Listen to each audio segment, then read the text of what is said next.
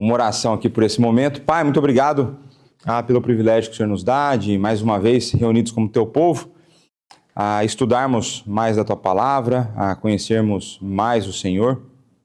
Nos direciona nesse momento de escola bíblica, dá-nos cada vez uma melhor compreensão, uma compreensão mais profunda, uma compreensão mais prática acerca do pecado, das suas consequências e da nossa postura, de qual deveria ser a nossa postura em relação a Ele. Nos ajuda na nossa luta, para que cada vez mais possamos estar mais parecidos com o Teu Filho Jesus Cristo, e é no nome dEle em que nós oramos e agradecemos a Ti.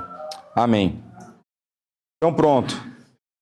Agora, meus amigos, o que vai acontecer? Vocês voltaram para o nível anterior, certo? Então, na semana passada vocês tiveram uma boa aula, agora a gente volta para o padrão de aula que vocês estavam acostumados, né? A vida como ela é, né? A dureza da vida, né? No mundo caído. Mas... Obrigado. E se quando era na semana vizinha, vocês já não lembravam que era a aula, e agora tem 2 semanas, né? O que a gente estava falando mesmo? Pecado, né? Eu orei, né? Orei pelo assunto, né? Pelo pecado. Mas, por conta disso, porque já faz um tempo que a gente passou pela última aula, e porque eu de fato creio que esse é um assunto muito importante, que nós tenhamos não apenas que nós entendamos, mas que nós fixemos no nosso coração esse assunto. Eu vou vou voltar lá no parágrafo 3. A gente faz uma revisão rápida e hoje a gente encerra esse assunto do pecado. Então, próxima semana, capítulo novo, e a gente começa a entrar numa parte muito legal da confissão de fé, inclusive um dos parágrafos que o professor citou na semana passada, no capítulo 7. Então, capítulo 7 e 8 são capítulos muito importantes para que a gente consiga trabalhar a ideia de pacto, a gente consiga entender melhor a mediação de Cristo, a maneira como Cristo media a nossa relação com Deus, e a maneira como... E aí eu quero ver se eu vou conseguir ter tempo para fazer isso. Se eu não tiver agora, em algum outro momento eu vou fazer. Eu quero trazer para vocês o pacto da graça, que ele começa ali em Gênesis 3,15, a gente começar a olhar para cada representante ou para cada mediador que Deus colocou para que nós entendêssemos melhor esse pacto. Então, se Deus quiser, a partir da próxima semana, orem por mim para que eu consiga organizar bem meu tempo e tenha bastante concentração para fazer isso. Mas a ideia, então, da gente começar a ver o pacto da graça, depois a gente entender o papel mediador de Cristo. Isso vai ser muito importante para nós, para a nossa vida, naturalmente, né? E se vocês conseguirem lembrar das aulas que vocês tiveram no primeiro semestre, vocês vão começar a conectar os capítulos que já foram passados, né? Porque agora parece que a gente está devagar na caminhada da confissão, né? Estamos em outubro, estamos no capítulo 6. Estamos lento mesmo. Mas na hora que a gente chegar no 8, a gente pula para qual? Vocês lembram ou não? A gente vai pular para o 22. Então, do 9 ao 21 já foram passados aqui. Né? Enquanto eu estava nos Estados Unidos, meus irmãos aqui, diáconos e presbíteros, foram adiantando esses capítulos. Né? Eu quis passar por esses capítulos iniciais. Então, fazendo a pequena revisão aí, o parágrafo 3º, sendo eles o tronco de toda a humanidade, o delito de seus pecados foi imputado a seus filhos. A mesma morte em pecado, bem como a sua natureza corrompida, foi transmitida a toda a sua posteridade, que deles procede por geração ordinária. Então aqui a confissão, esse parágrafo aqui é importante para a gente conectar depois com a mediação de Cristo e com a maneira como Deus administrou, né, o pacto da graça ao longo da história da redenção. A gente precisa entender que a primeira administração vai vir através de Adão como nosso mediador.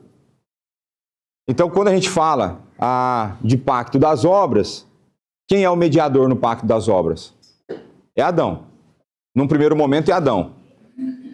E aí, por isso, quando Adão cai, o pecado é transmitido a toda a humanidade, a toda a criação, né? Não só a humanidade, mas a criação. E a gente começa a ter, então, as nossas lutas diárias. Isso é importante porque quando nós, por exemplo, vamos para Romanos 5, a partir do verso 12, o que acontece lá em Romanos 5, a partir do 12? De cabeça.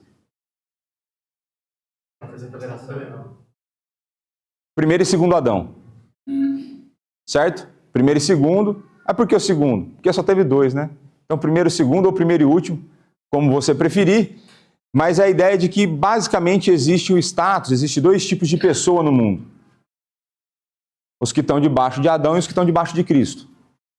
Os que estão debaixo de Adão recebem a herança de Adão, que é pecado e morte. Os que estão em Cristo recebem a herança da graça, salvação, vida eterna. Então é importante a gente entender esse conceito de representação federal, porque ele vai permear todas as Sagradas Escrituras. Toda a história da redenção, a nossa relação com Deus é mediada por alguém de alguma forma. Hoje, diferente do que a Igreja Católica Apostólica Romana pensa, a gente não precisa mais de um mediador que está aqui ainda. A gente não precisa de alguém, vocês não precisam, em um certo sentido, eu preciso garantir meu emprego, né? Mas vocês não precisam, por exemplo, de um pastor para mediar a relação tua com Deus. O que você precisa de um pastor para te pastorear, é diferente. Mas você tem acesso a Deus. Apesar de ser importante que você venha em algum momento e você queira ajuda para a luta contra o pecado, que você confesse o seu pecado para mim, para a gente caminhar junto, isso é importante, mas não é isso que vai garantir tua salvação.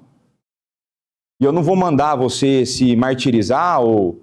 E veja, é muito legal a gente pensar... Eu nunca tinha tido esse insight, foi agora.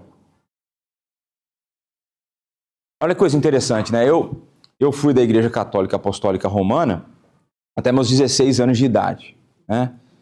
E eu lembro que eu fiz lá a primeira comunhão. E aí eu lembro que tinha o tal do lance de você confessar o pecado pro padre, né? Tadinho meu, se ele fosse me ouvir, né? Mas uma coisa interessante, que normalmente você recebe uma penitência, não é isso? O que é penitência? É punição.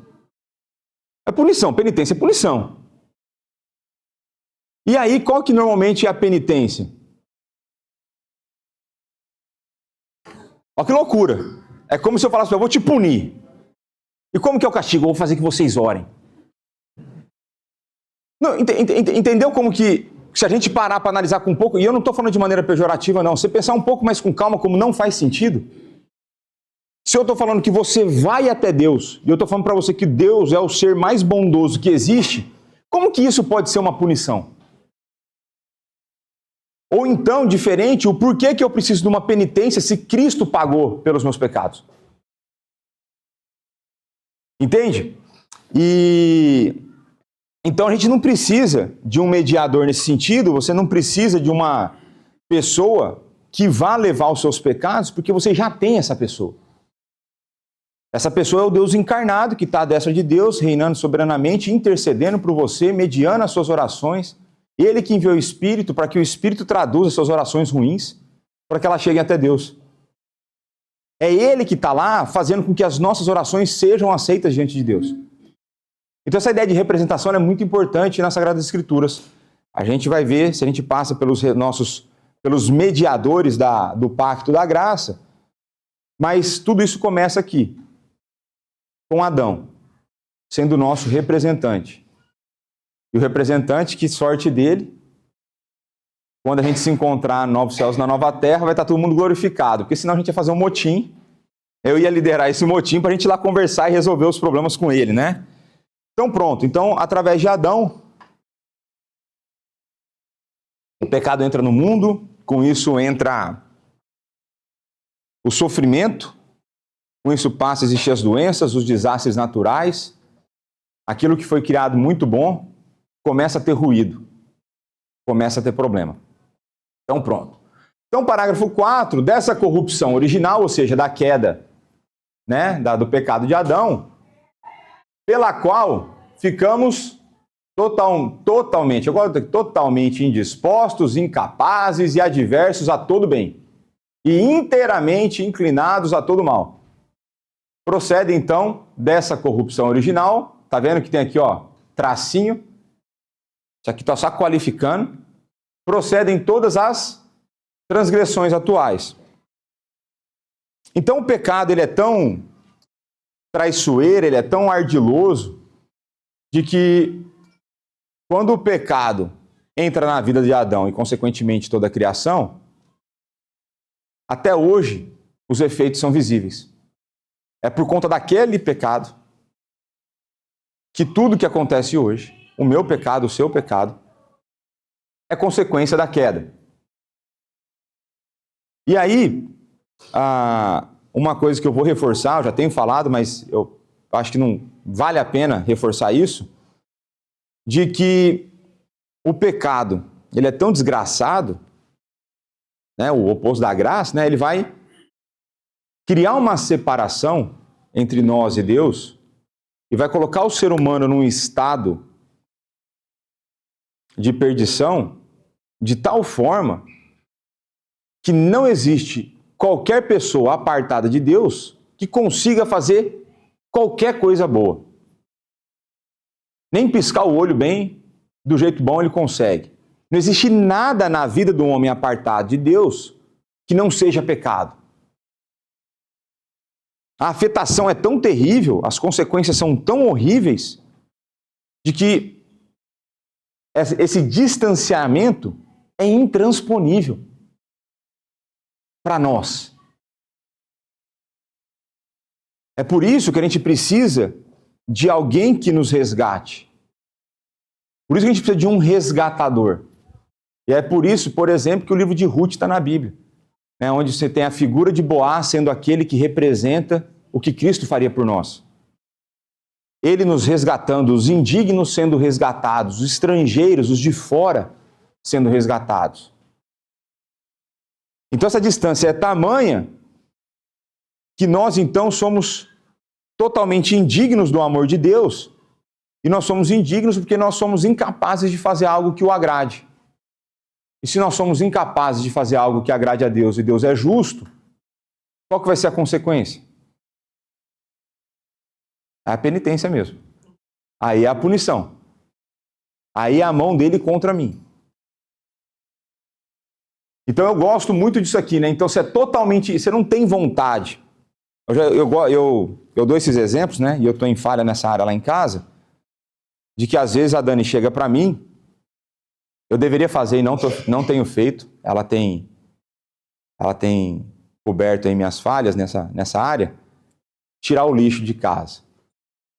Eu penso em um negócio que eu não gosto de fazer. Eu não sei porque, a total aqui, ó, é totalmente indisposto.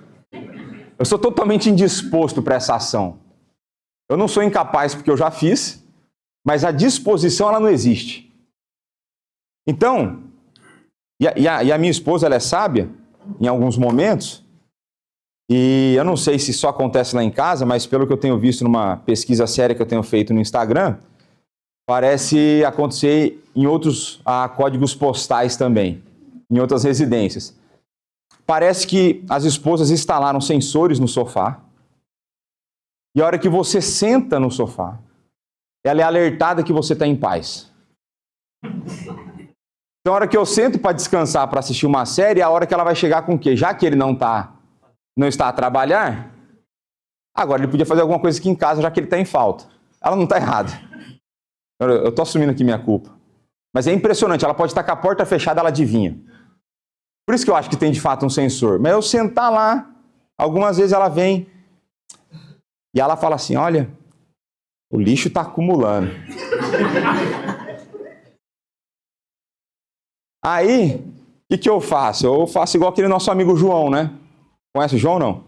O João sem braço? E aí eu fiz de conta que não ouvi. Por quê? Porque eu estou totalmente indisposto para fazer aquela atividade. Eu não gosto. Eu acho um absurdo eu ter que sair do prédio para levar o lixo na esquina.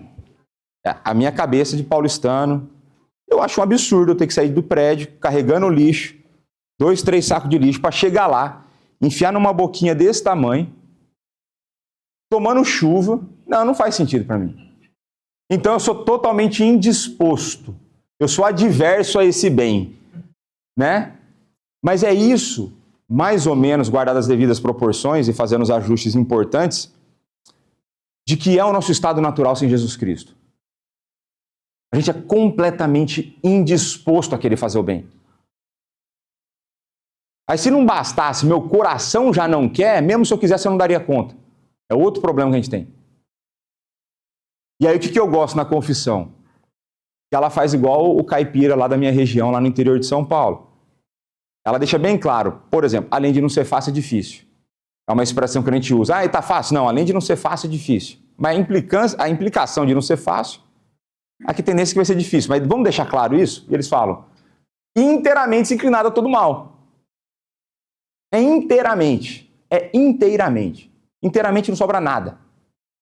Não tem uma partícula tua, apartada de Cristo, que queira fazer o bem, mas não há nenhuma partícula tua. Todas vão querer fazer o quê? O mal. Por isso que Romanos 3 vai falar que os pés deles são velozes para o mal. A boca urde engano. Esse é o cenário. E tudo isso por conta do parágrafo anterior, por conta da corrupção original. Então vamos lá. E essa corrupção da natureza persiste durante essa vida, naqueles que são regenerados.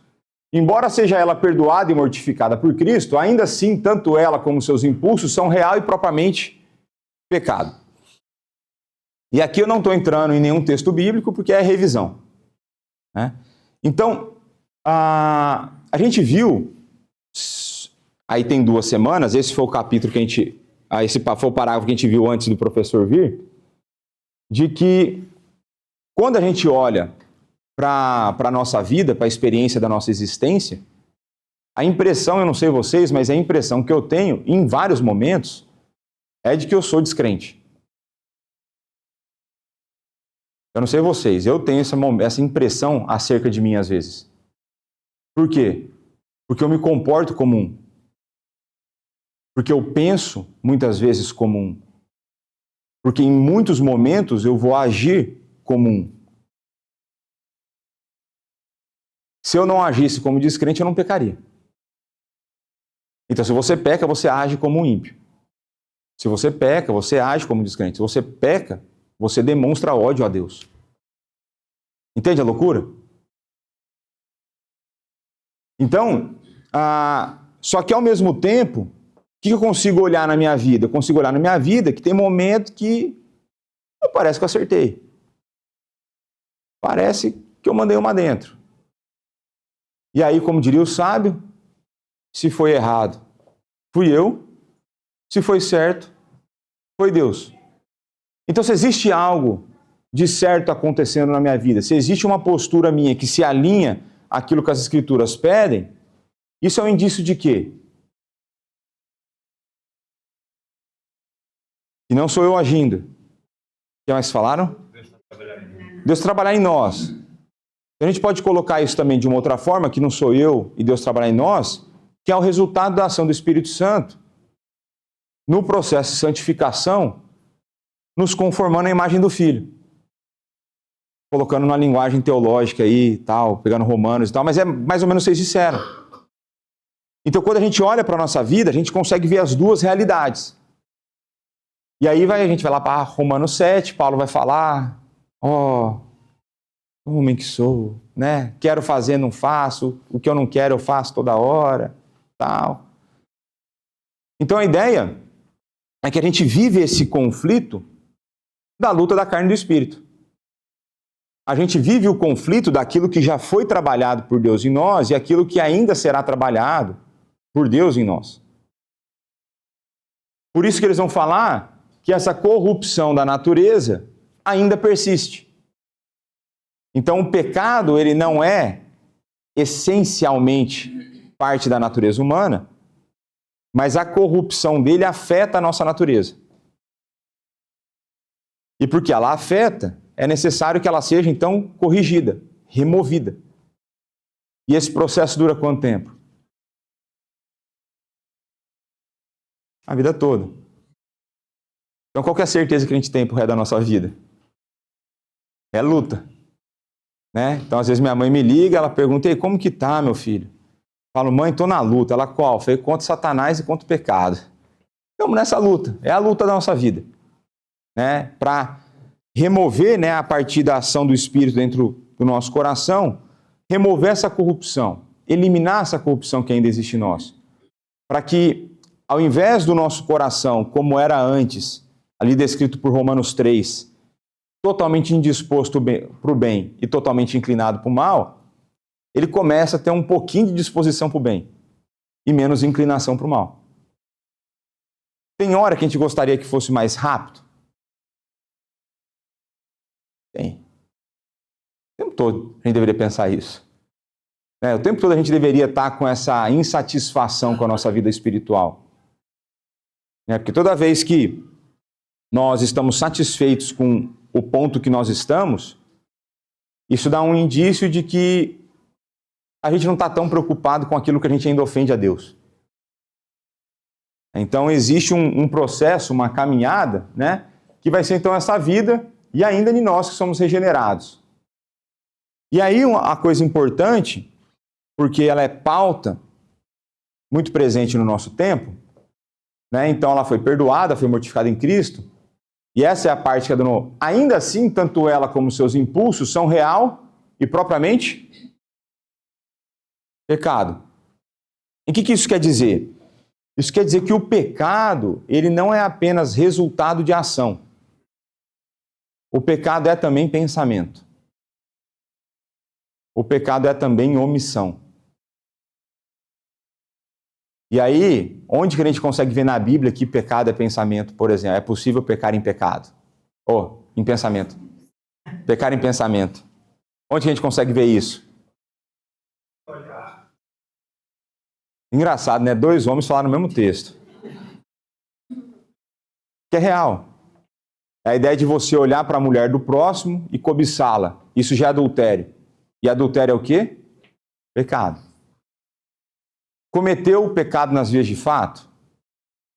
Não, mas é pecado. Por quê? Porque Jesus Cristo nos ensina que os mandamentos, eles não são meras ações, mas eles tratam das inclinações, dos desejos do nosso coração. E então, portanto, um dos problemas que nós temos no nosso tempo, e aí eu vou ter que falar de novo deles, né, a Igreja Católica Apostólica Romana, eles entendem que desejo do coração e pensamento não é pecado.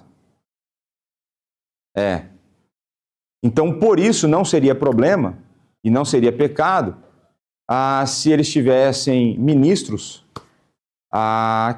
que tenham inclinações homossexual, por exemplo. Ou você não precisa lutar contra aquilo que você sente, só não pode cometer o pecado.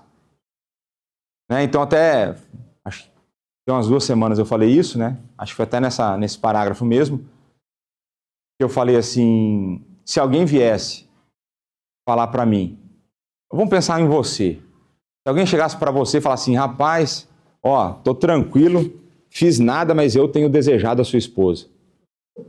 Qual que é a tua reação? A carinho, né? Mas com isso a gente consegue mostrar de que existe algo de errado nesse desejo. Existe algo de errado nesse desejo. Isso, na área sexual, fica fácil de ver. E na área sexual é uma das áreas que mais tem sido afetadas no nosso tempo, porque isso vai entrar também no debate de transgêneros. Né? Então, a pessoa sente e deseja que ela tivesse nascido em outro corpo. Tem um problema ali no coração. Então existe esse problema, existe essa questão em que, inclusive dentro do meio evangélico, e tem um cara aí, não vou dar nomes, mas tem uns caras que vão criando influência dentro das redes sociais, e ele se diz evangélico, Pior de tudo que ele se diz presbiteriano.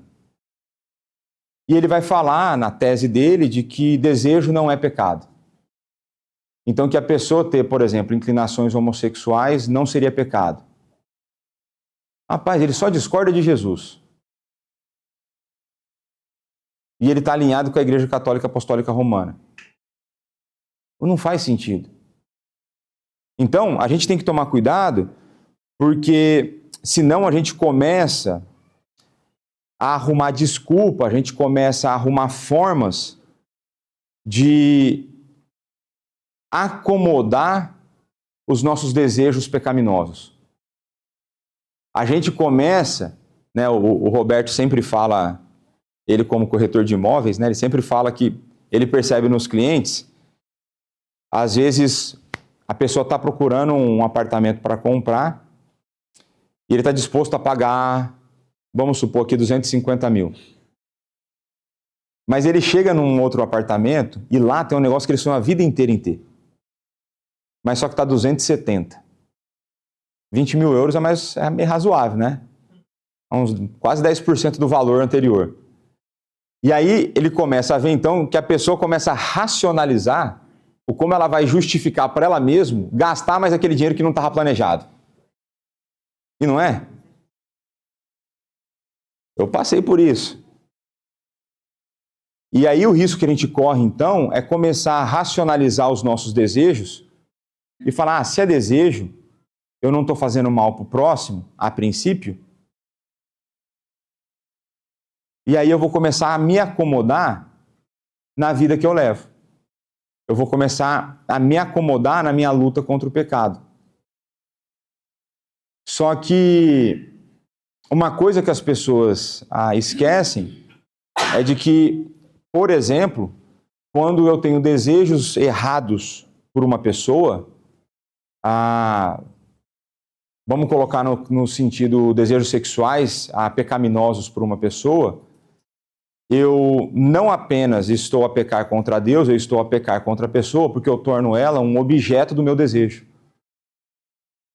Eu diminuo, eu ignoro, por exemplo, que ela é uma portadora da imagem de Deus. E ela passa a ser simplesmente um objeto de desejo sexual. Isso pode ser se eu desejo alguém do sexo oposto, se eu desejo alguém do mesmo sexo.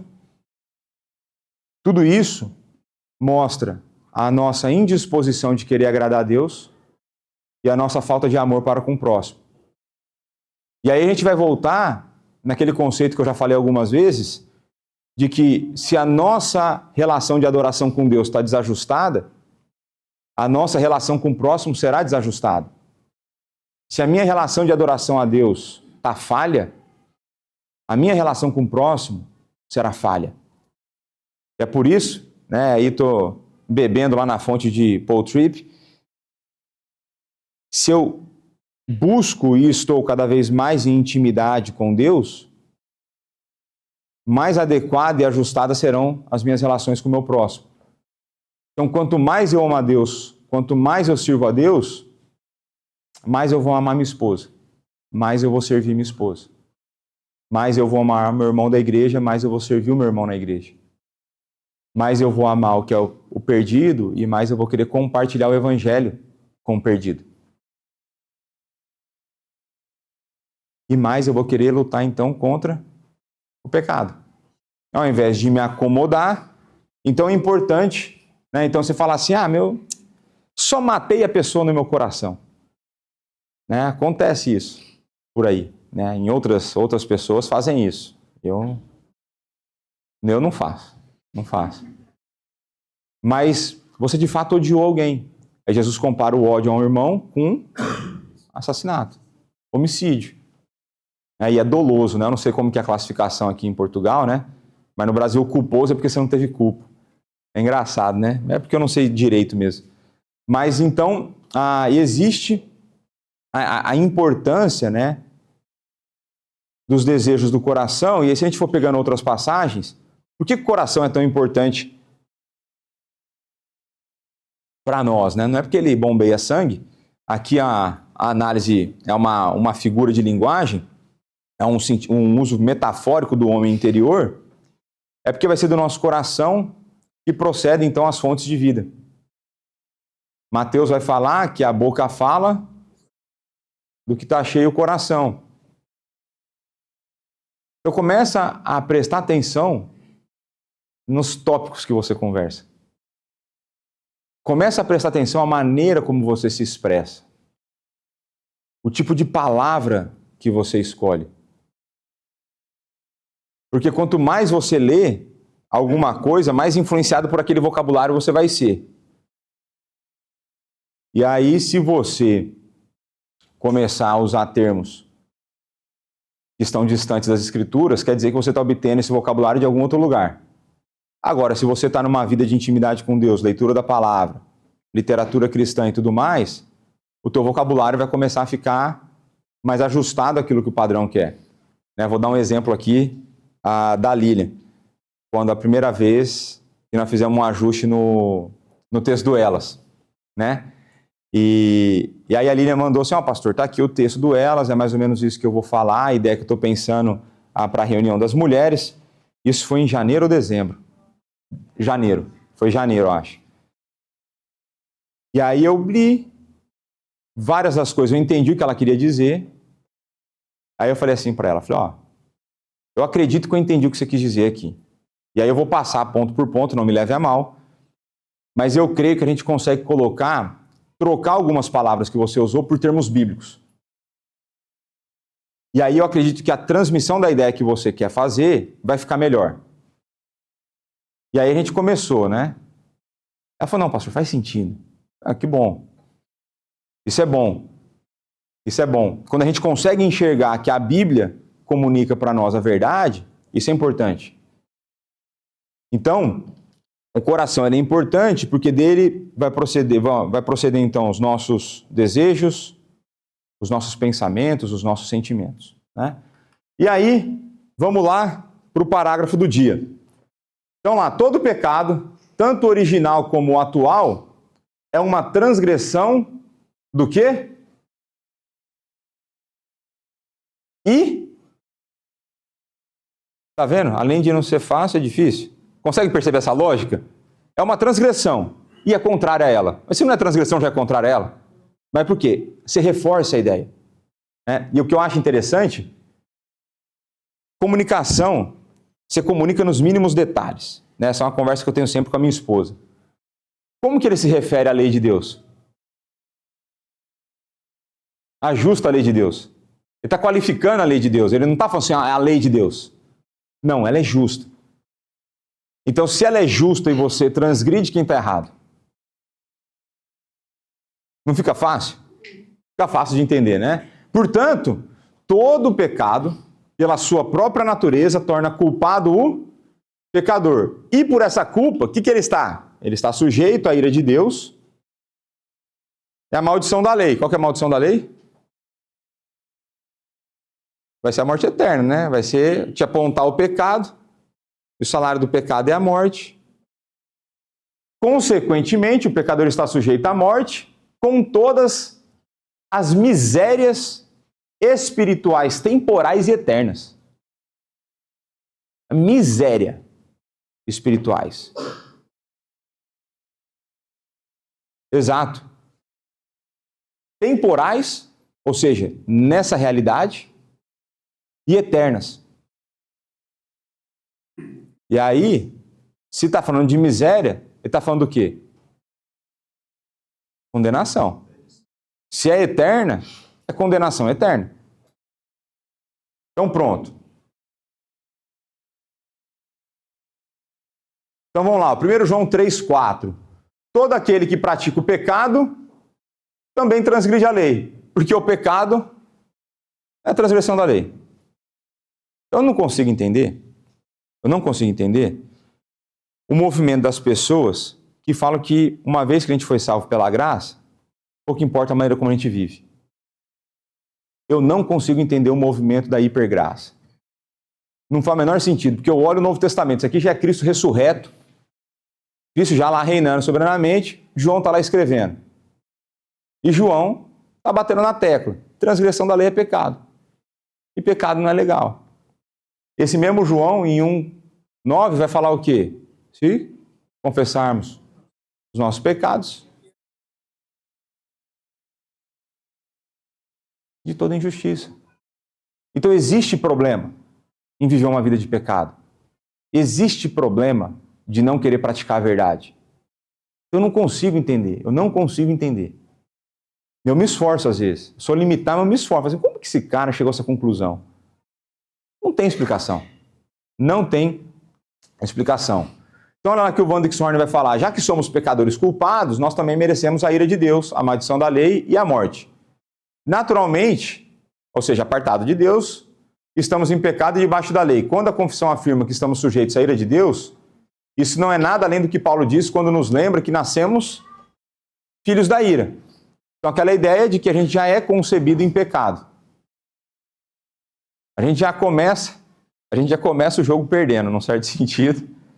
A gente já começa atrás por conta de Adão, né? Ele já fez o jogo de ida, do mata-mata, ele já perdeu o jogo de ida, tomou uma goleada lá, e aí se a gente começa o jogo com aquilo, a gente não consegue reverter o placar, essa é a ideia, né? Então pronto. Então vamos lá, Efésios 2:3. Entre os quais também nós andamos outrora, segundo as inclinações da nossa carne, fazendo a vontade da carne e dos... Que vontade? Dos pensamentos. E éramos, por natureza, o quê? Filhos da ira, como também os demais.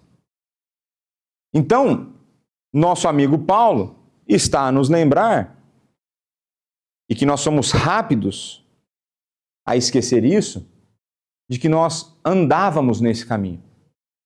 Nós éramos filhos da ira. Nós estávamos perdidos. Se não fosse Deus, o que seria de nós? O que nos separaria de um homicida?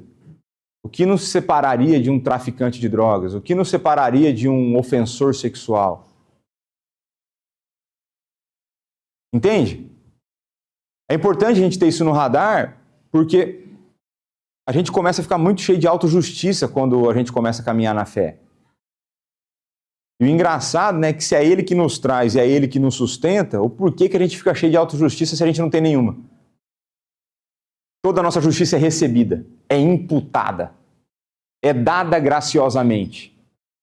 Então, é importante nós lembrarmos que nós outrora andávamos nesse estilo de vida, não só para que a gente não tenha autojustiça, não só para que a gente não se ache superior aos outros, mas por outra coisa muito importante, que é...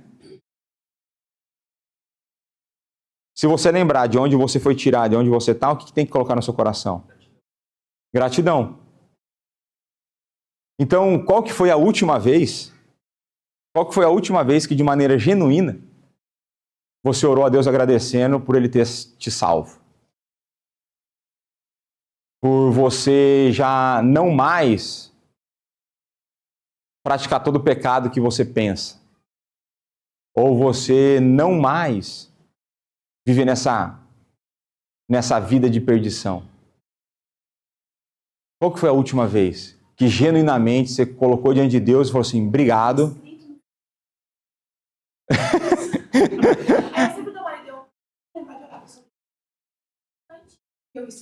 E porque a gente é rápido a esquecer, exato. Sempre. Bom demais. Aí pelo pastor tá na lista, não? Não, tá bom. Não, tá bom. Faz parte da vida, né? Mas de fato, né, não é à toa, por exemplo, que oração de ação de graças é uma constante nos escritos de Paulo. Não é à toa que Paulo lembra a gente toda hora que a gente precisa agradecer. Porque o nosso coração tem a tendência de ser ingrato. Nós somos inclinados para a ingratidão. E aí, por isso, a gente precisa o quê? Se policiar, a gente precisa se organizar. Né? Assim como a Denise fez, não tenho escrito na minha Bíblia, mas eu tenho no meu Excel. Né? No meu Excel de oração, todos os dias eu tenho um motivo de gratidão. Pelo menos um. Né? Então, sempre né? Sempre está na minha lista agradecer pela salvação, pela minha esposa, pela igreja. Porque a gente se esquece rapidamente, por qualquer ruído que aconteça na nossa vida, a gente sai da gratidão para a ingratidão. Mas por pouca coisa. Então, por isso que Paulo sempre nos lembra, né? E aí você vai lá para Filipenses 4, você vai ver isso ali. Quando você vai para o 6 e 7, tá lá, né? O remédio para a ansiedade é colocar as coisas de Deus, e ele fala, com ações de graça. Eu estou ansioso, agradece para você ver. Começa a ter um coração grato para você ver como que a ansiedade diminui. Começa a reconhecer que você tem muito mais do que você merece. Muito mais do que você precisa. E você vai ver como que as coisas começam a encaixar na perspectiva, começa a fazer sentido a tua vida. Porque o problema hoje, nós somos muito empoderados. Odeio essa palavra. Nós somos muito empoderados. O problema hoje é o empoderamento do ser humano. O ser humano foi feito para ser humilhado diante de Deus. Não foi para ser empoderado. Só que hoje, por conta dessas ideologias de empoderamento, eu me acho muito merecedor de muita coisa. Né, eu tive essa experiência, né, que eu trabalhava no banco lá no Brasil. Né, eu já estava lá há algum tempo. Já estava lá na faixa dos meus 30 e poucos anos, 30 abaixo. E aí estava chegando os estagiários, né? 20 anos. Pô, 2, 3 anos o cara queria ser o CEO do banco. O maior banco do Brasil. O cara achava que ele sabia tudo. Mas por quê? Porque empoderado. Né? A gente se acha no direito de não sofrer. E uma das maiores loucuras do nosso tempo é achar que a gente tem o direito de ser feliz. E que esse é o objetivo da nossa vida. Isso é loucura. Isso é loucura. Felicidade no padrão que o mundo propõe, isso ser objetivo de vida, é loucura. E é pecado. Qual que é o objetivo de vida nosso? Aí, prestaram atenção lá ontem, breve catecismo, primeira pergunta. Mas essa é a ideia de que, inclusive, porque quando nós colocamos Deus como o foco da nossa vida, a razão final da nossa vida, o que vai acontecer com os nossos desejos? O que vai acontecer com o nosso padrão de felicidade, por exemplo? Vai mudar. Vai ser ajustado. Então, o meu padrão de felicidade não vai ser mais necessariamente minha morada própria. Se eu estiver a viver de renda, e é isso que Deus tem para mim, tá o quê? Tá bom demais.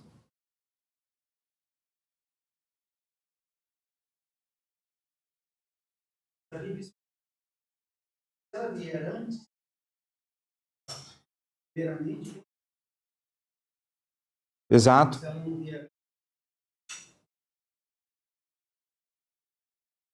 E aí, veja como que as coisas mudam.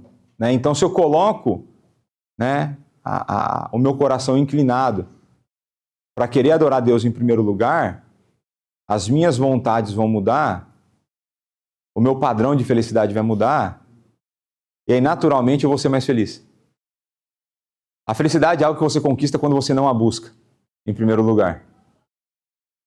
A felicidade vem quando você se desprende de você e você se apega a Deus e ao próximo. Mas assim, alguém me manda uma mensagem, uma influência qualquer da vida. Responda se por favor, você está um influência. É porque às vezes o influencer não fala a Bíblia, né? Se ele falasse a Bíblia, já ajudava, né? Por isso que ele é influencer, né? Por isso que ele tem seguidores, né? Porque ele não fala a Bíblia, ele tem 1 trilhão de seguidores, né? Mas enfim, o senhor tá me provocando, que é esse assunto que eu não, né? O senhor tá querendo que eu fale mal dos influencers, né? Mas as redes sociais são a Torre de Babel dos nossos dias. Cada um correndo, fazendo um nome para si, né? Não todos, né? Existem aqueles que estão fazendo um bom trabalho, mas que tem muito querendo ganhar convite para cobrar mais caro em palestra, vou nem falar nada. Mas vamos lá. Agora, o que é uma coisa que eu quero trazer para vocês aqui. Como que começa o parágrafo? Todo pecado. Todo pecado. Então, quais pecados são transgressão da lei de Deus? Todos.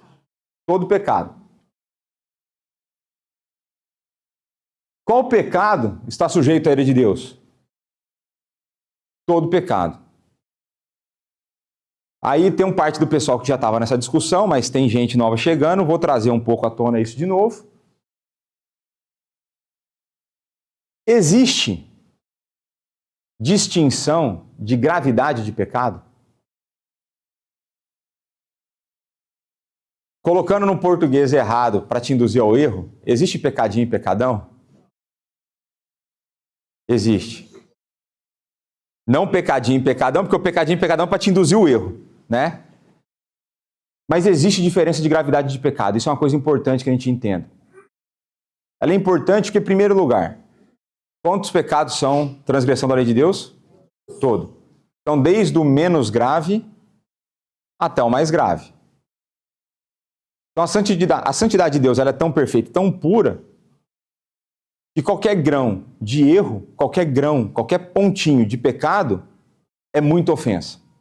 É tanta ofensa, mas é tanta ofensa, que se você cometesse um pecado na sua vida, será digno de passar a eternidade no inferno. E depois no lago de fogo, né? Porque o inferno vai ser lançado no lago de fogo, segundo Apocalipse. Então, não existe um pecado que não seja uma ofensa absurda à pessoa de Deus. Essa é a primeira coisa que a gente precisa entender. A segunda coisa que a gente precisa entender é que existe diferença entre os pecados. E para você que não quero te expor, e é zero estresse isso também, vamos pensar em alguns pecados para eu mostrar para vocês como existe diferença de gravidade de pecado. Por exemplo, vocês acham que quando eu odeio a pessoa no meu coração, é igual quando eu vou e porque eu odeio essa pessoa enfio um soco na cara dela, é a mesma coisa? Bom, se for, você me avisa que eu estou precisando extravasar. Porque já que eu já estou odiando no coração, já me avisa. Pensamento, pecado pelo pensamento, ele é menos grave do que o pecado pela ação? Sim, porque a ação vai envolver a ação e o pensamento. E as consequências desse pecado vão ser piores. Então, depois eu vou falar, tem até as passagens que falam esse tipo de ideia. Por exemplo, Jesus falou que odiar no coração é matar o próximo, certo? Se eu odeio e dou um soco, eu matei o próximo e ainda dei uma torturada. E se eu matar a pessoa de fato? Como que você prefere que eu te mate? Tá vendo como que existe o básico de uma gradação? Tem um exemplo que eu não vou dar, a não sei que alguém me impressione muito aqui. E eu dei... Ele lembrou. Ele lembrou porque eu já dei esse exemplo aqui. Eu não queria dar o exemplo. A pessoa falou, não, mas não existe, pecado é pecado. Eu falei, então vamos fazer a aplicação prática, né? Aí a pessoa, não quero pensar. Eu falei, tá vendo como que tem diferença? Mas tem algumas listas, né? Tem uma com certeza que eu esqueci a referência, mas fala que existe, são 6 coisas que Deus odeia e a 7ª ele abomina. É Provérbios, né? Então existe uma gradação de ódio e abominação. Então, por exemplo, eu creio que esse tipo de coisa fica mais claro quando eu provoco mais.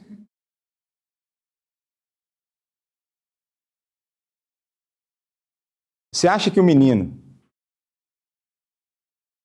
que foi à padaria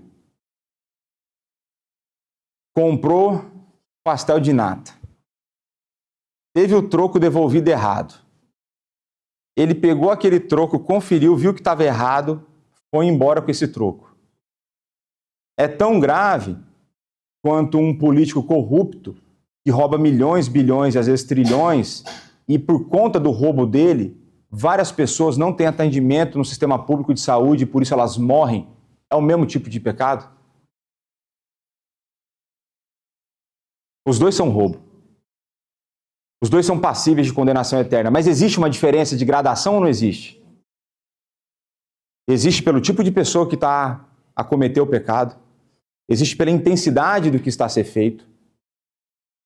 As consequências, Manu.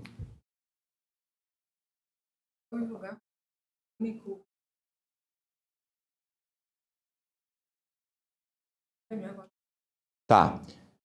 Então, o pecado da blasfêmia contra o Espírito Santo, ele entra numa outra categoria, porque ele é o pecado que não tem perdão.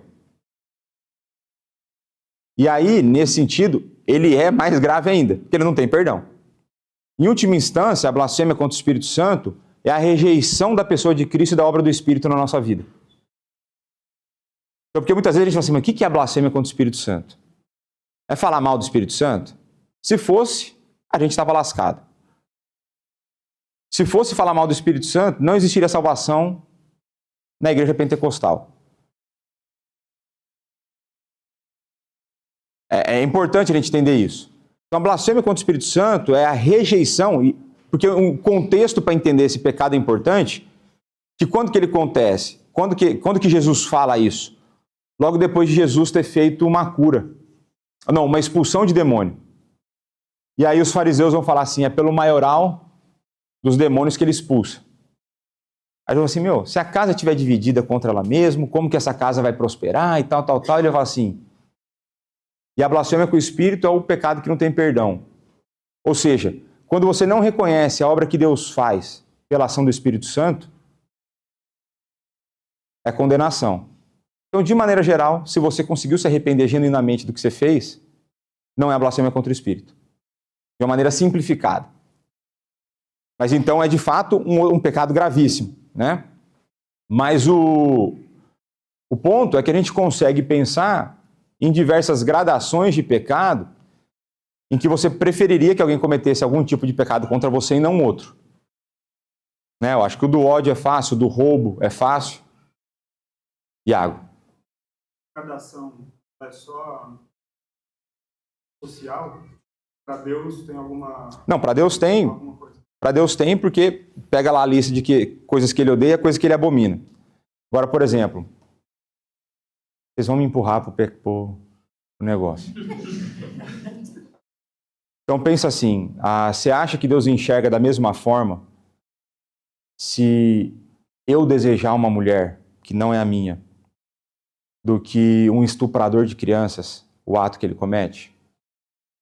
Você acha que Deus enxerga da mesma forma? Na prática, o quê? Vai punir mais? Eu pergunto se ele enxerga da mesma forma. Não enxerga. É mais odioso. E Jesus vai falar que se alguém faz o mal para a criança, é melhor que amarrasse uma pedra de moinho no pescoço e lançasse no mar. Então existe, e aí esse que é a questão da teologia bíblica, é a gente começar a olhar para os textos e ver que essa ideia está presente. E eu não quero aqui que você diminua o seu ódio pelo pecado. Eu só quero que você entenda que existe diferença. Você não pode pensar que todos os pecados, num certo sentido, são iguais. Existe um sentido que eles são iguais, que todos são passíveis e merecedores de punição. Mas eles são diferentes porque uns trazem mais consequências. Afeta mais pessoas. Então, por exemplo, não vou perguntar para ninguém, né? Mas se você perguntar para uma esposa o que ela prefere entre ela pegar o marido vendo pornografia e o marido cometendo adultério de fato, qual que você acha que a esposa vai escolher? Agora, os dois são errados? Absurdamente. Mas existe o menor dos males. Se você entra na esfera de que aconteceu o caso, de que maneira isso afeta a vida da esposa, por exemplo, e dos filhos? As consequências são muito piores. Então o pecado, ele é terrível porque ele é uma ofensa contra Deus e porque ele traz consequências terríveis para a vida prática do crente. Eu estou pensando aqui em caso de crente, né? Porque acontece isso, né? Então, existe sim uma forma como Deus enxerga isso. A gente consegue olhar nas Escrituras, você vai ver que Teve uma passagem que eu fiz a devocional com os presbíteros essa semana, dos fariseus. Ele vai falar assim, ai de vocês fariseus, que não vão entrar no reino, e além de não entrar, você ainda fecha a porta para os outros. A punição por ira é pior. Quanto mais te for dado, mais será cobrado. Então existe. Então quando você não usa, e aqui eu já estou dando uns spoilers para a pregação, quando você não usa o dom que você recebe, você está pecando contra Deus. E aí, quanto mais você recebe e menos você usa, mais você está ofendendo a Deus. Então existe essa gradação. Só queria trazer essa ideia para que a gente não seja, numa certa forma, inocente, mas ao mesmo tempo um alerta para que você não fique animado com pecados que a princípio são menos graves. Deus odeia todos eles. Né? Então vamos lá, Romanos 6, 23, porque o salário do pecado é a morte, mas o dom gratuito de Deus é a vida eterna em Cristo Jesus, nosso Senhor. Eu comecei a rir não por conta da consequência do pecado, mas porque eu lembrei daquele influencer, né? Do vídeo, né? Se até o salário tem pecado, porque o pastor não, né? Mas vamos avançar. Então, Efésios 4:18, né? Obscurecidos de entendimento, alheios à vida, por causa da ignorância que vivem pela dureza do seu coração. Então existe a consequência, né? Mateus 25:41, então o rei dirá também aos que estiverem à sua esquerda, apartai-vos de mim, malditos, para o fogo eterno, preparado para o diabo e seus anjos. Então existe, né, essa ideia de sujeito à morte, misérias temporais e eternas, né? Então a gente vê aqui o fogo eterno, né? Tem aqueles que acham que o inferno não existe, e vai acreditar a hora que estiver lá.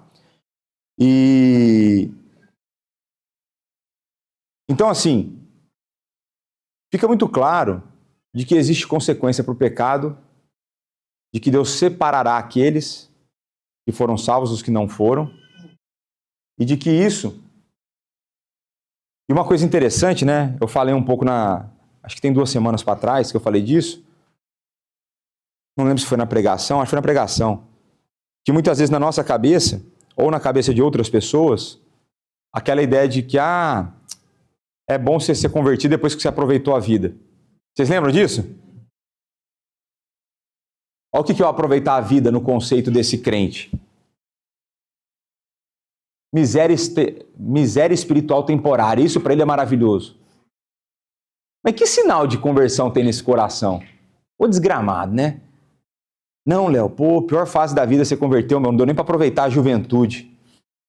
Eu lembro como se fosse hoje a pessoa me falando isso. E eu olhei e falei, mas tinha que ser presbiteriano mesmo, né? Tinha que ser presbiteriano, né? É o pensamento do presbiteriano nominal. Presbiteriano nominal.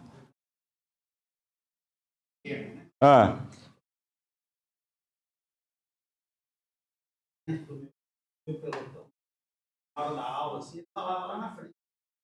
Gente, gente, Salatiel não conhece mulher até hoje.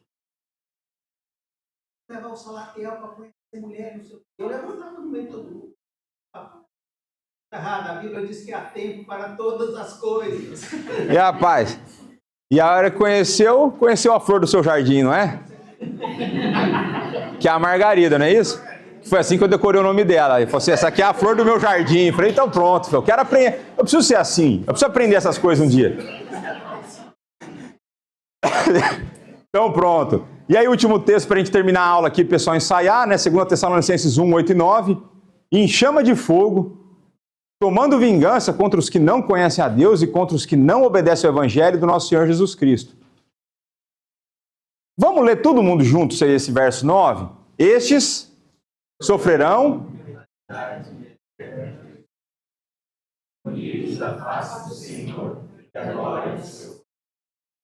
tem dúvida,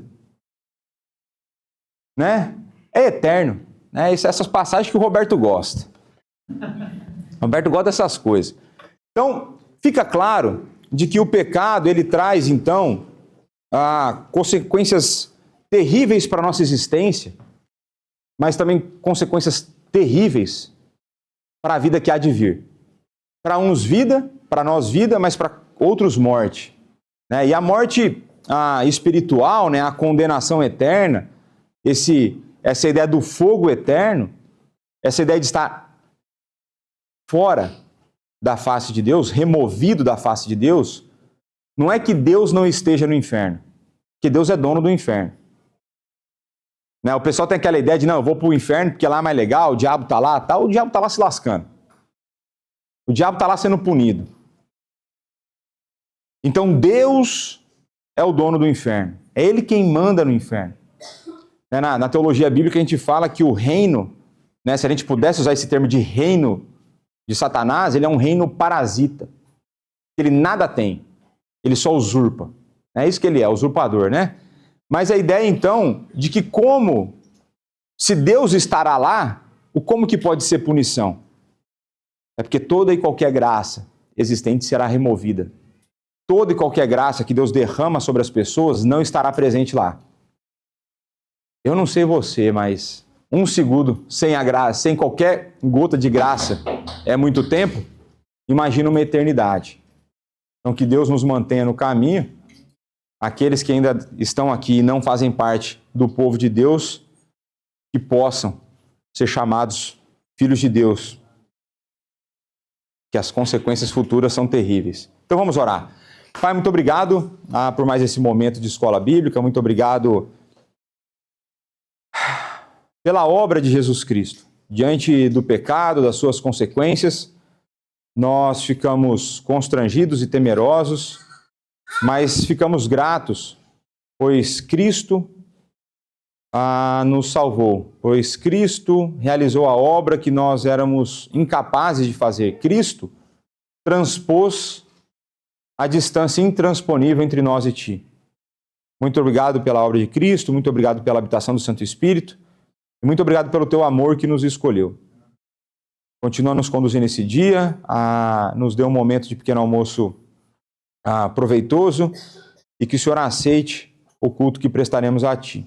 É no nome do Teu Filho, nosso Senhor e Salvador Jesus Cristo, que nós oramos e agradecemos. Amém. Amém.